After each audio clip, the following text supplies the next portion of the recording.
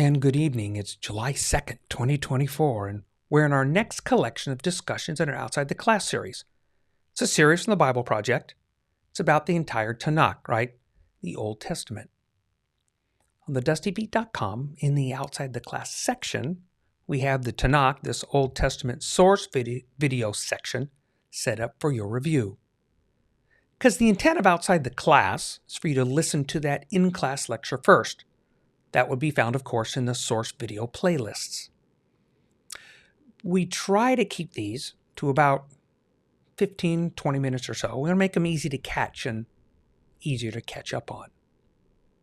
So we're on a quest, scroll by scroll, book by book, a journey through this collection, but with a fun and different twist. And Outside the Class, on the Dusty Feet.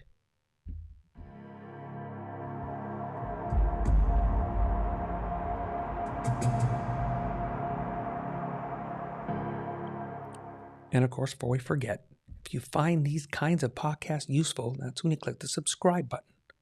The reminders, they just help you. But also, you think these might be useful to others, that's when you click that like button, because that is the way that YouTube chooses to share these to more people, if they wish. So in this series, we're going to be covering the entire TaNaK, right, the Old Testament. Yet, we're going to be doing it in the original order of this collection, the Hebrew Scriptures order. So, it could get interesting once we get past the first 5. So the TaNaK, the Old Testament, Genesis, Bereshit, 1 through 11. This is our final part, part 5. So with Noah, this is a very complicated, complex, and disturbing part of Scripture. You know, it's a cute little flannel graph story with pairs of animals wandering up the ark, rain, rainbow. Yet the deeper story, it's shot almost Tim Burton-esque. It's messy, distorted, destruction all around, an apocalyptic event that God has to promise not to do again. There's a lot going on underneath the story. Noah and his sons, they're all adapting to this event. We really, I don't think, grasp this and the impact not only on Noah, but his family. And one son in particular, well, he doesn't react so well.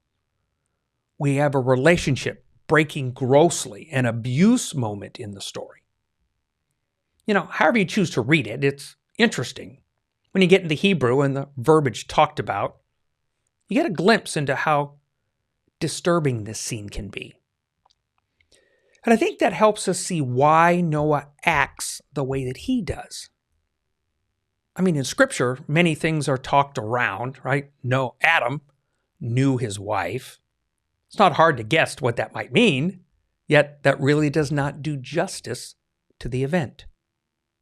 But if that bothers you, then you might want to shy away from the Song of Songs, often referred to as the Song of Solomon.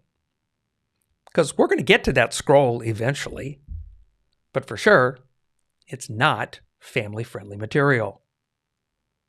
But then again, the story of the Scriptures in all of its truth and its intensity, it's not a family-friendly story. It's adult, with adult topics for adults to account for. Because there's verbiage in Hebrew that we really skirt that in English. Probably for safe reasons, but it lets us know that Ham, well, he's not adjusting well. The common teaching is that Ham saw his father naked, and even Tim alluded in the story it's a bit more intense than that, because this is a violation story. Boundaries are crossed. Things will be addressed in Torah to address such behavior. Because the curse that Noah gives, not only to Ham, but to his lineage, seems a bit extreme for just seeing him naked. With the need to still read between the lines, we have a major break in relationship. And this will affect all of humanity. It still haunts us to this day, right? Those choices and the consequences. We're not accountable. We still feel the consequences. Now, does Noah have any culpability? That's an interesting discussion, because it seems wine, too much wine, well, it's an influencing factor. That happens, yet those folks, those 3 sons of Noah with their wives, well, they're told to be fruitful, multiply. And they do. A weird thought came into my head. The story that we have here in America of the Hatfields and the McCoys. We have 2 families. They might even still feud to this day. I have no idea. But my point is that I suspect that Ham, well, I think it'll be that line of the family is probably a bit estranged from the rest. Shem is the lineage that we hear the most about, since through that son, we're going to find Abraham eventually. Yet those families, all 3 of them, they grew and they built communities, created cities. The mass that they grew to, well, that mass, it just continued the drift from God. Does the thought cross your mind as they're from Noah and the story that he can tell that God rescued them? This amazing, this powerful God. So one might think that they would walk the better path for a while. And it seems it's really not the case at all. Power hungry, seeing their own recognition. They're smart, creative, just doing things the way they want to do it. We have Tim bring up a point about new technology, and it's really an interesting thought. Especially if, again, dig into the Hebrew part of it. But the point that we have here, we're also going to get further down the road. The brick, building with brick. Because I get this is a power play to build a high thing to be like gods. So you're them, those children of Israel, and you're sitting around and you're reading or being told this story. And yet this is a past event, right? You have a past event in between where you're listening and this point in the story. Because you know all about bricks. It's a very real, it's a very painful part of your history.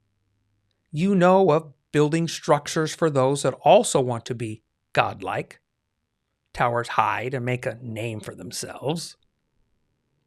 So this story, this leaves a sour taste in their mouths. And as they're hearing this story, as they're sitting with their history in the bricks. So, interestingly, later in the story, scrolls from now, we get to the construction of the altar. And then we're not surprised that the altar is not made out of brick, not made out of man-made material at all.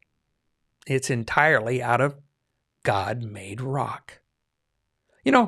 There's lots wrapped around these stories, lots of things intertwined, even echoes that go forward and back. Godlike temple, godlike places, godlike behavior. I think it's not the direction that God would have hoped for after this flood event. But this whole section, it's only 9 verses, the beginning of chapter 11. And then we go back to our post-Jesus history. We're looking back at our buildings. We in our churchianity, we call them churches, right? Right often in the center of cities. We see this example a lot. I mean, you really notice it all throughout Europe. Because we can, at times, build structures that help us stand out, go there to meet God. In history past, the church steeple was oft the highest structure around. It was so that folks from all around could look out, see the steeple, and know where to go to church. It's always fun to look at ourselves, to do the heart check, since we tend by default to say, no, that couldn't be us. So back to the story as it unfolds, these whole 9-verse section of the Tower of Babel, this is an extension of the thoughts and lives brought out from the sons of Noah. It gave us time to get us back to our own choices, to not include God. This alone is worth a dig into, the call of the men, the response by God, the tongues that were mixed up. We see this connection with the tongues story at the beginning of Acts. It's a reversal of sorts. One language was spoken, They all understood it. The speakers were not speaking different tongues. The miracle was in the hearing, that they each heard it. They each understood it. Kind of a Babel reversal. I mean, instead of the differing tongues scattering the people, one language brought them together.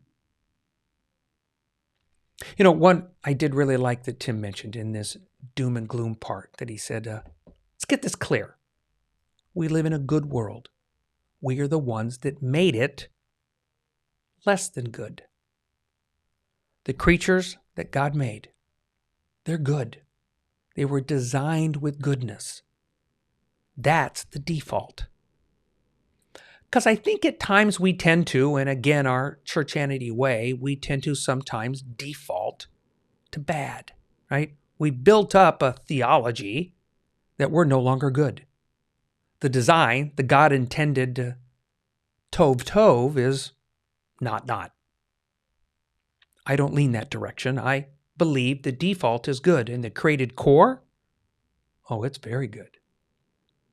It's we and our choices. We choose to not use that design use that God created inside each one of us. We choose to live it counter to God. It's not the design. The design is God-like image, God-like design. God doesn't say post-garden, you now are no longer in my image. You no longer have anything to do with me. He does say that it's a constant reminder we are his image, that we are part of that we are belonging to him as image bearers and representatives of God. The default is God image.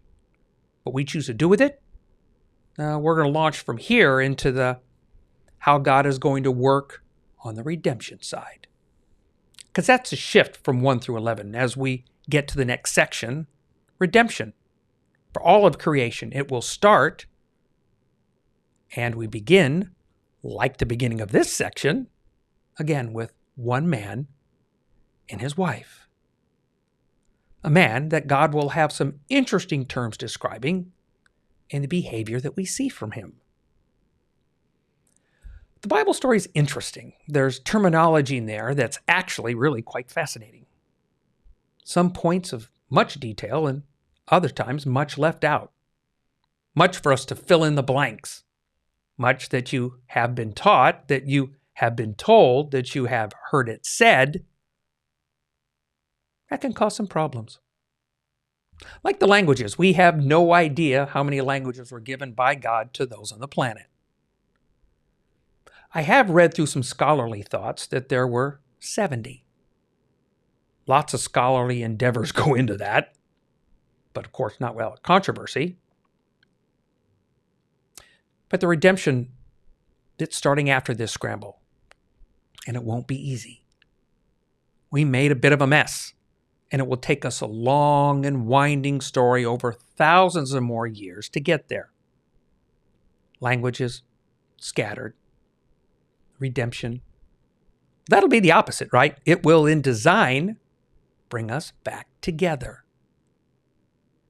God says, I've scattered people out on the planet, so we have a wide shot. Then we pan back down to a husband and a wife in their tent. Abram and Sarai. We begin the next section in Genesis chapters 12 through 50. So this is going to be fun. I love how Tim tells us, okay, now that we've got the hot mess of Babel and the transition story, it's going to take us to this redemption. It's going to be nice to have this series on the Dusty Feet to help us to be sure to stop, to look, and to remember. So next week, we're going to continue opening the Torah and continue with a new source video with Genesis, Bereshit, 12 through 50. And thanks for with us tonight with this series, TaNaK, the Old Testament, on Outside the Class, on the Dusty Feet.